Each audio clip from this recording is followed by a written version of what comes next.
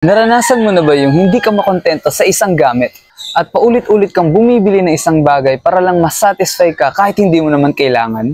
Yo, you're listening to Romeo. Ang pangyayari po na ito ay tinatawag na Diderot effect, kung saan ang pagkakaroon at pagbili ng isang bagay ay maaaring humantong sa patuloy na paghangad ng bago upang umayon at tumugma sa kung anong meron kang bagay o isang gamit.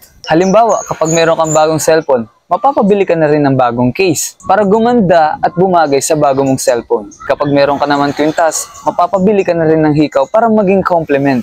Para mas maging social pa, bibili ka na rin ng bag. Tapos dadagdagan mo pa ng sapatos para complete outfit na. Wala pong katapusan na paghangad ng bago para lang magkaroon ng complementary at gumanda ang mga gamit na mayroon ka. Pero hindi mo namamalaya na ikaw pala ay nag-overspending na dito kahit hindi mo naman talaga kailangan. At the end of the day, wala ka ng pera, kakabili ng bago. Dapat malinaw sa atin kung ano lang ang mga bagay na dapat nating bilhin at makakatulong sa atin. Kailangan din po monitor ng ating expenses para aware tayo sa mga bagay na binibili natin. Pahalagahan din natin ang mga bagay na mayroon tayo. Kung magagamit pa naman, pagtiyagaan na lang muna natin para ma-minimize natin ang ating expenditures. Thank you for listening and see you in my next video.